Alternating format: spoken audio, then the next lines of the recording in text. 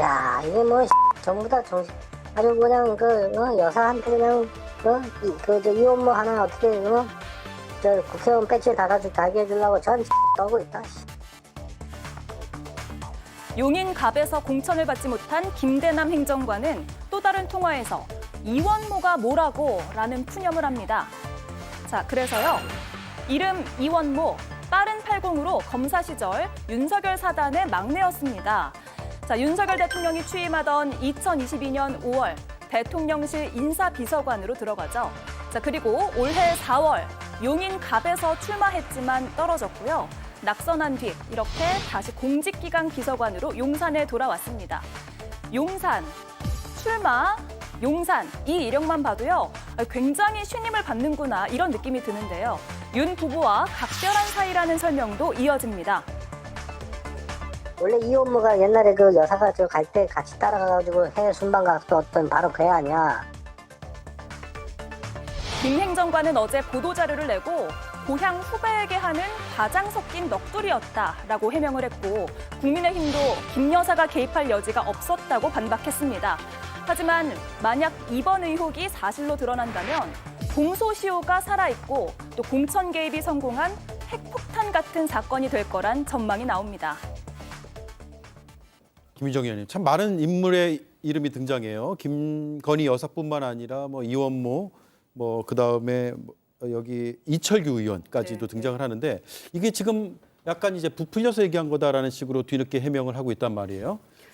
요즘 우리가 다루는 모든 이슈의 교집합은 김건희 여사고요. 예. 그리고 이종호 씨 처음에 그 멋쟁이 해병 단톡방에서 뭐 VIP에게 임성근 전 사단장 구명운동 이런 얘기 나왔을 때 그때도 허풍쟁이다 이런 얘기 비슷한 취지로 얘기했고 명태균 씨 공천 개입 얘기 처음 나왔을 때도 뭐 허장성세다 뻥쟁이다 이런 얘기 했었잖아요.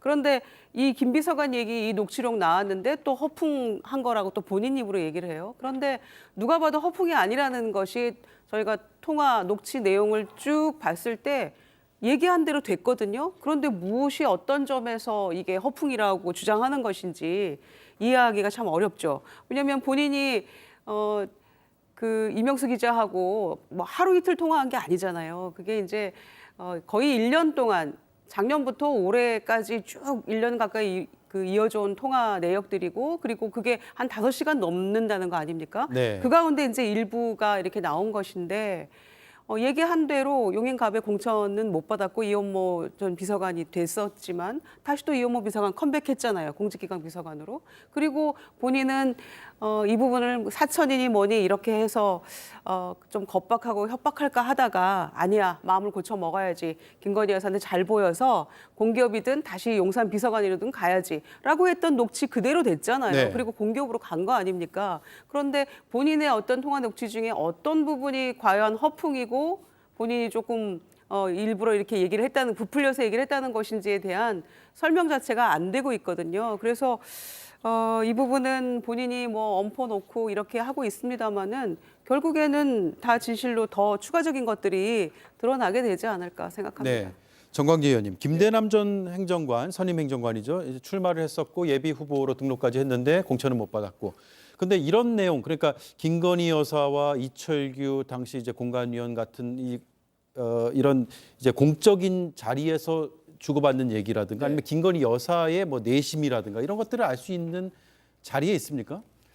글쎄요, 254개 지역의 공천이 이루어집니다. 그러니까 254개 지역에 뛰는 개별 후보가 공관위에서 어떤 논의가 이루어지고 있고 용산에서는 공천과 관련해서 어떤 생각을 갖고 있다. 이거 속속들이 알기는 어렵죠. 네. 이것을 알 정도의 인물이라면 공천을 아마 받을 겁니다. 그 정도의 정보력을 가진 사람이라면.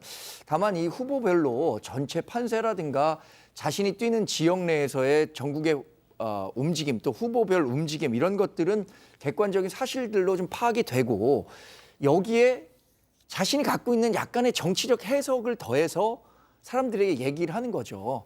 근데 그 과정에서 김대남 전 행정관이 자신의 억울한 측면을 좀 이야기하는 과정에서 뭐 과장이 됐다면 과장됐을 수도 있고 근데 이분이 그럼 김건희 여사가 어느 정도 공천에 깊이 관여하고 있느냐 또 공관위에서 김건희 여사가 갖고 있는 영향력이 얼마나 크냐라는 것을 뭐 정확히 파악하기는 어려운 입장이 아니었을까요? 그 아무리 그 유력 정치인이라고 하더라도 예. 사실 공관위에서 이루어지는 일들은 공관위 위원들이 많고요. 거기서 나오는 내용들이 사실 각자 유리한 부분만 해석하기 때문에 전체 형국을 이해하기에는 뭐 이분도 그렇게 많은 정보력을 갖고 있었을 것 같지는 않습니다. 네, 김용남 위원님. 그런데 이제 이원모 비서관이기 때문에 얘기가 더 이제 신빙성 여부에 대한 궁금증이 커지는 것 같은데 대통령 후보하고 상당히 가까운 인물로 알려져 있고 검사 출신이잖아요. 예. 뭐 사실은 이 정부 초기부터 논란이 많았죠. 왜냐하면 대통령 해외 순방 시에 이원모 당시 비서관의 배우자가 그 전용기에 동석을 했는데 아무런 공적 지위도 없었고 뭐 거기 전용기에 탈 수 있는 자격이 없었거든요. 근데 네. 거기에 가서 주로 이제 영부인하고 같이 활동한 것으로 알려지면서 도대체 뭐냐 이게 이래도 되는 거냐라는 논란이 있었단 말이죠. 근데 예. 사정을 아는 사람들은 이원모 비서관이 검사 시절에 지금 배우자고 결혼할 때 중매를 대통령 부부가 섰다. 예. 처음에는 윤석열 대통령이 중매를 쓴 거로 알려졌는데 나중에 보니까 그게 아니고 이원모 비서관의 처가 쪽, 그러니까 서울 시내 아주 대형 병원의 창립자 그쪽 집안을 김건희 여사가 훨씬 그 전부터 잘 알고 있었다. 뭐 이런 이유로 아마 김건희 여사가 주가 돼서 중매를 서서 결혼도 했었던 것으로 알려졌거든요. 그러니까 사적 인연은 매우 깊었던 것이죠. 네. 근데 그런 사적 인연이 대통령 당선 이후에 아무런 자격도 없는 비서관의 배우자가 대통령 전용기로 해외 순방에 같이 갈 정도로 뭐 잘못된 행태로 나타났었는데 지난 총선 때도 보면 이원모 비서관이 원래는 강남을에 출마한다는 소문이 파다했어요. 네. 그리고 실제로 그쪽을 희망했었다라고 알려졌었는데 뭐 그게 여의치 않으면서 용인 갑으로 방향을 틀어서 결국에 거기서 공천까지는 다 받았죠. 그리고 총선에서 본선에서 낙선하고 나서 아마 제 기억으로는 한두 달 만에 대통령실 비서관으로 다시 기용돼서 지금까지 비서관으로 근무를 하고 있는데 드러난 전체 사정을 보면 하여튼 대단한 권력자가 끔찍히 챙긴다. 그건 끔찍히 부인할 챙긴다. 수 없는 사실 같아요. 왜냐하면 예. 총선 출마했다가 낙선했는데 바로 또 대통령실 비서관으로 임용이 돼서 지금까지 근무하고 있으니까 끔찍히 아끼고 누군가는 엄청 챙긴다. 뭐 이거는 객관적 사실로 드러난 거 아닌가 싶습니다. 네. 김영일 의원님. 또 이제 뭐가 친빙성이 있고 뭐가 진실에 가깝냐는 걸 따져봐야 되는데 첫 번째 이슈 때도 그랬잖아요. 지금 마찬가지로 과장이었다고 말하고 앞서 이제 김유정 의원이 짚어주신 대로 뒤늦게 이제 해명 과정에서는 허풍이라는 식의 이제 해명들이 나오고 있는데 녹취는 있습니다. 녹취는 있고 당사자인 김대남 전 선임 행정관은 그걸 번복하고 있어요 지금. 과장이었다는 식으로. 그러면 이것도 무엇이 진실인가? 예, 이것도 아까 말씀드린 것이랑 비슷한 상황인 것 같은데요. 기본적으로 사람은 이제 그 자기가 말한 것이 알려지게 되면 본인이 난처한 처지에 놓이게 되는 경우에는 본인이 말한 것을 부인하는 게 본능입니다. 네. 예, 그래서 그런 차원에서 지금 자신이 이야기했던 것을 뭐 과장이었다라는 식으로 부인하는 것 같고요. 제가 보기엔 적어도 그 대통령실에 근무했었던 사람으로서 그 현재 정권의 어떤 권력의 소재가 어디에 있는지를 본인이 인식한 바에 대해서는 솔직하게 말씀을 한 것 같습니다. 네. 그래서 그 진실의 신빙성 여부에 대해 판단하는 이제 요소에 대해서 여러 가지를 제가 말씀을 드렸는데 앞서 다 말씀을 하셨으니까 그 말씀하신 걸 생략하고 우선 이 지금 김대남 전 행정관이 자신의 이야기가 녹음되는 것을 모르는 상태에서 장기간 대화를 했다는 거고요.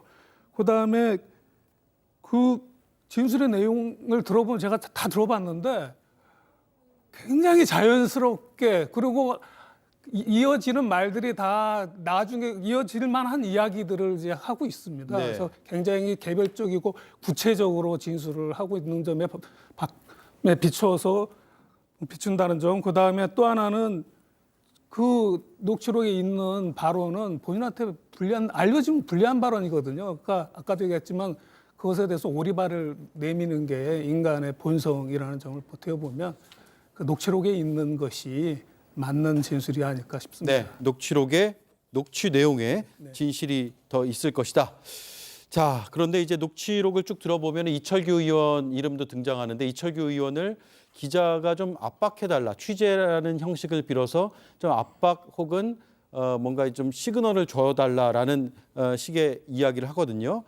그런 걸로 보면 상당히 자신이 김건희 여사에게 불리한 상황에 처할 수 있는, 그러니까 자신이 불리한 상황에 처할 수 있는 게 결국 김건희 여사 때문이라는 확신이 있었던 것 같아요. 그렇죠. 그러니까 이런 얘기까지를 자세하게 해놓고 허풍이야 이렇게 말하니까 이거 믿을 수가 없는 거 아닙니까? 그리고 그 통화 내용을 쭉 들어보면 이런 공천 개입 이런 의혹 과정에 대통령이나 이런 분들은 나오지를 않습니다. 여기 네. 출연 인물이 가장 중요한 인물로 김건희 여사만 나와요.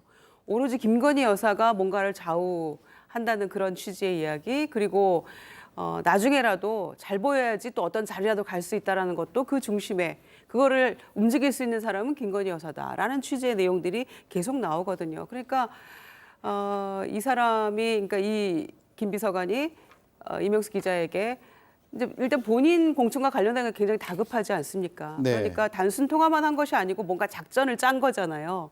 이철규 의원이 공관위원으로서 뭔가 하고 있으니까 이용호 비서관에 대해서 이런 식으로 하는 것은 뭔가 낙하산이고 뭐 사천 아니냐 이런 거면, 그래서 그런 식으로 좀 위협, 겁박 이런 문자를 좀 보내줘 봐 이렇게 얘기했다가 바로 10분 뒤에 아니야. 나중을 생각해서라도 내가 이거는 보험을 들어놔야 되겠어. 이런 취지 네. 아닙니까? 그래서 잘 보여야만, 안 될 경우에 잘 보여야만 내가 용산으로 다시 돌아갈 수 있거나 공기업 갈 수 있는 거 아니겠냐. 이렇게 해서 이제 하지 마 이렇게 만류한 거 아닙니까? 10분 만에.